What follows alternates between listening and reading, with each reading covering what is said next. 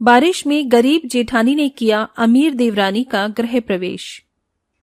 अविनाश ने अकेले अपने पूरे परिवार को संभाला हुआ था।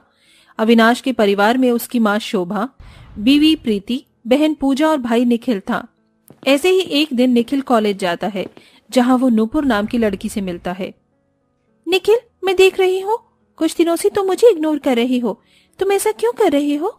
नूपुर, हमारा अलग हो जाना ही ठीक रहेगा, क्योंकि मैं बहुत गरीब हूँ। शायद तुम मेरे साथ खुश न रह सको। ये सब प्यार करने से पहले सोचना चाहिए था ना। और मुझे फर्क नहीं पड़ता तुम अमीर हो या गरीब, इसीलिए अपने दिमाग में से ये सब निकाल फेंको, क्योंकि मैं हमेशा तुम्हारे साथ ही रहूंगी। निखिल नुपुर को अपनी परिस्थितियों के बारे में बताता है, पर नुपुर को कोई फर्क नहीं पड़ता। और कॉलेज खत्म होने के बाद नुपुर निखिल के बारे में अपनी माँ को बताती है, जिस पर उसकी माँ उसे सुनाना शुरू कर देती है। बेटा, वो तेरे लायक नहीं है, तू कभी उसके साथ खुश नहीं रह पाएगी। माँ, आपने कभी प्यार नहीं किया, इसीलिए आप मेरे प्यार को नहीं समझ पाओगी। हाँ, नहीं समझना मुझे तेरे प्यार को, क्योंकि तू जो चाहती है मैं वैसा बिल्कुल नहीं होने दूंगी। मैं अपनी बेटी को सब जानकर उसे कुएं में कूदने नहीं दूंगी। अगर फिर भी तुझे उस लड़के के साथ रहना है तो भूल जाइयो कि तेरी कोई माँ भी है। काफी समझाने पर भी नूपुर अपनी माँ की नहीं सुनती और अगले ही दिन अपनी माँ का घर छोड़कर वो निखिल के पास चली जाती है। निखिल, मुझे उस घर में नहीं रहना जहाँ कोई हमारा प्यार को समझता ही नहीं। नूपुर, गुस्से में ऐसे बड़े कदम नहीं उठाए जाते। मैं घर आकर तुम्हारी माँ से बात करता तो शायद आंटी मान जाती। अब तुम भी मुझसे ऐसे ही बात कर रही हो, जबकि ये सब कुछ मैंने सिर्फ तुम्हारे लिए किया। अब तो मुझे डर लग रहा है कि कहीं तुम भी मेरा साथ न छोड़ दो। इतना बोलकर नुपुर रोने लगती है। नुपुर को रोता देख निखिल को बहुत दुख होता है और निखिल इस समस्या का हल निकालने के लिए अपनी भाभी को फोन कर सारी बात बताता है। भाभी, मुझे समझ नहीं आ रहा मैं क्या करूं। अब आप ही मुझे कोई रास्ता दिखाइए। निखिल, तुम्हारे लिए उसने अपनी माँ से लड़ाई करी है, अपना घर छोड़ा है। अगर ऐसे में तुमने उसका साथ छोड़ दिया तो वो जीती जी मर जाएगी। तुम एक काम करो, तुम शादी करके घर आ जाओ। मैं अपनी देवरानी का गृह प्रवेश अपने हाथों से करूंगी और यहाँ की चिंता मत करो, यहाँ मैं सबको मना लूंगी। प्रीति के कहने पर निखिल नुपुर से शादी कर लेता है और शादी करके अपने घर आता है, जहाँ पर शोभा निखिल और नुपुर को देख उन्हें दरवाजे पर ही रोक देती है और गुस्से में बोलती है, वहीं रुक जाओ तुम दोनों। एक माँ का दिल दुखाकर तुम यहाँ आए हो। पहले तुम्हें उस माँ से माफी मांगनी होगी जिसका घर छोड़कर तुम दोनों यहाँ आए हो। उसके बाद ही मैं तुम दोनों को अपनाऊंगी। पर माँ, नूपुर की माँ नहीं मानेगी। मैं एक माँ हूँ और मैं अच्छे से जानती हूँ एक माँ अपने बच्चों की खुशी में ही खुश रहती है। अगर वो नहीं मानती है तो तुम्हारा फर्ज बनता है उन्हें मनाने का। इसीलिए अगर तुम्हें इस घर में रहना है तो पहले नुपुर की माँ को मनाना होगा। शोभा निखिल और नुपुर को घर में आने से पहले ही नुपुर के घर जाने को कहती है। अब वो दोनों नुपुर की माँ के पास जाते हैं और घुटनों पर झुककर दोनों हाथ जोड़कर नुपुर की माँ से माफी मांगते हैं। आंटी, मैं मानता हूँ कि हमने बहुत बड़ी गलती करी है, पर हमें अपनी गलती का एहसास है। प्लीज हमें माफ कर दो और आशीर्वाद दे दो। बिना आपके आशीर्वाद के हम अपनी जिंदगी की नई शुरुआत नहीं कर पाएंगे। माँ, हाँ, निखिल बिल्कुल सही बोल रहे हैं, हमें माफ कर दो। तुम दोनों ने जो कदम उठाया है वो बहुत बड़ा है। अब मैं चाहकर भी तुम्हारे रिश्ते को नहीं तोड़ सकती, इसलिए मैं तुम्हें माफ करती हूँ। जाओ और अपनी जिंदगी की नई शुरुआत करो।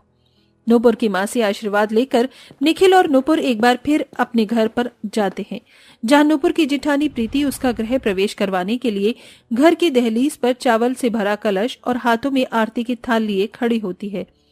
मैं कितनी बेसब्री से अपनी प्यारी देवरानी का इंतजार कर रही थी। मैं अपनी प्यारी देवरानी का गृह प्रवेश अपने हाथों से करूंगी। हाँ भाभी, अब जल्दी से गृह प्रवेश भी करवाओ, मुझे अपनी छोटी भाभी से बहुत सारी बातें करनी है। प्रीति अपनी देवरानी की आरती उतारती है और उसका गृह प्रवेश करवाती है।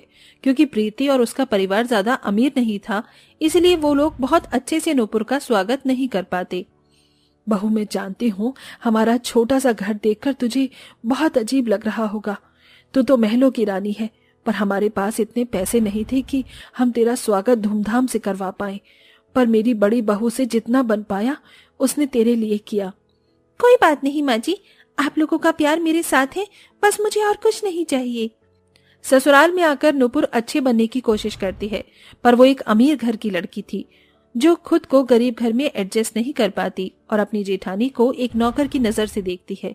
ऐसे ही एक दिन जब प्रीति नुपुर से खाना बनाने के लिए बोलती है तो नुपुर अपनी जेठानी से कहती है, जेठानी जी, मुझे घर का कोई काम नहीं आता है।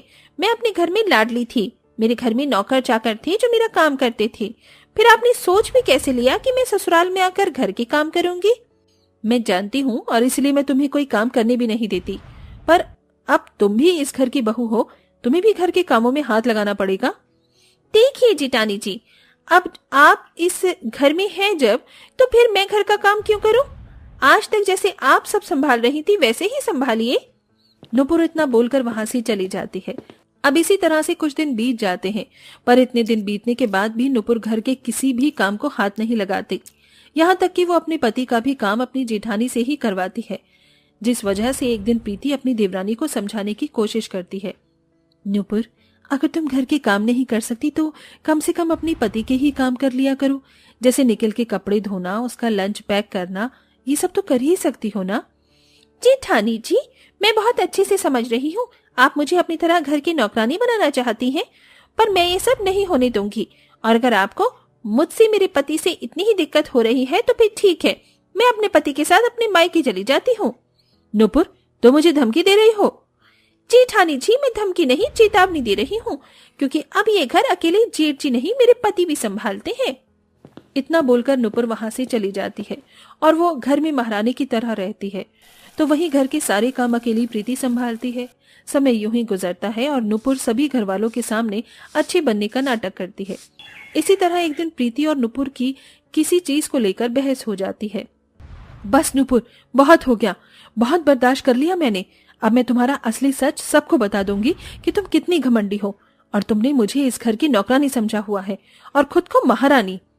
अगर अब तुम्हें अपने पति के साथ अपने मायके जाना है तो मैं रोकूंगी नहीं तुम्हें। मैं जानती थी कि आप मुझसे और मेरे पति से नफरत करती हैं, इसीलिए तो हर छोटी छोटी बात पर मुझसे लड़ती हैं। और अगर आप चाहती हैं कि मैं अपने पति के साथ अपने मायके चली जाऊं तो ठीक है, मैं आपकी ख्वाहिश आज ही पूरी कर दूंगी। इतना बोलकर नुपुर वहां से चली जाती है और अपनी माँ को फोन करके सारी बात बताती है, जिस पर नुपुर की माँ उसे समझाती है। मैं बहुत अच्छे से जानती थी बेटा कि तू वहां नहीं रह पाएगी, इसीलिए मैं इस रिश्ते के खिलाफ थी, पर आज मुझे ये कहते हुए बहुत दुख हो रहा है कि गलती तेरी जेठानी की नहीं बल्कि तेरी है और अब मुझे ही सब ठीक करना होगा। माँ के समझाने पर भी नुपुर को अपनी माँ की बात समझ नहीं आती और शाम को जब निखिल घर आता है तो अपनी माँ की तबीयत का बहाना बनाकर नुपुर निखिल के साथ अपने मायके आ जाती है, जहाँ निखिल अपनी सास को स्वस्थ देख नुपुर से बोलता है, नुपुर, माँ तो बिल्कुल ठीक है, फिर तुमने ये क्यों कहा मुझसे कि माँ की तबीयत ज्यादा खराब है? क्योंकि आपकी भाभी हमसे जलती हैं, वो नहीं चाहती कि हम उस घर में रहें, बस इसीलिए हम यहाँ आ गए और अब हम यहीं रहेंगे। नुपुर बेटा, तू अपना ही घर तोड़ रही है और मैं तुझे ऐसा नहीं करने दूंगी। तूने पहले ही एक गलती कर रखी है, मैं दोबारा तुझे वही गलती नहीं दोहराने दूंगी। निखिल बेटा, मैं बिल्कुल ठीक हूँ और मैं तुम्हें सारी सच्चाई बताती हूँ कि आखिर नुपुर तुम्हें यहाँ क्यों लेकर आई है। नुपुर की माँ खुद नुपुर की सारी सच्चाई अपने दामाद को बता देती है, जिसके बाद निखिल नुपुर से कहता है, नुपुर, तुमने ये सही नहीं किया। भूलो मत, जब हमारे साथ कोई नहीं था तब भाभी ने हमारा साथ दिया, उन्होंने ही तुम्हारा गृह प्रवेश करवाया। भाभी की वजह से आज हम एक साथ हैं और तुम उसी परिवार को तोड़ना चाहती हो। अब मुझे लगता है कि मैंने तुमसे शादी करके अपनी जिंदगी की सबसे बड़ी गलती की है। अगर तुम्हें महलों में ही रहना है तो तुम यहीं पर रहो, मुझे अपनी गरीब कुटिया ही पसंद है, मैं जा रहा हूं यहाँ से। इतना बोलकर निखिल अपने घर वापस आ जाता है, जिसके बाद नुपुर को अपनी गलती का एहसास होता है और वो भी अपने ससुराल वापस आ जाती है और अपने ससुराल वालों से अपनी गलती की माफी मांगती है। आप सब मुझे माफ कर दीजिए, खास करके जेठानी जी, मैंने आपकी कभी इज्जत नहीं की। नुपुर, तुम्हें अपनी गलती का एहसास हो गया, हमारे लिए यही काफी है। मैं तो बस यही चाहती हूँ कि मेरा परिवार हमेशा साथ रहे। इस तरह से पूरा परिवार नुपुर को माफ कर देता है, जिसके बाद वो सब एक साथ हंसी खुशी रहते हैं।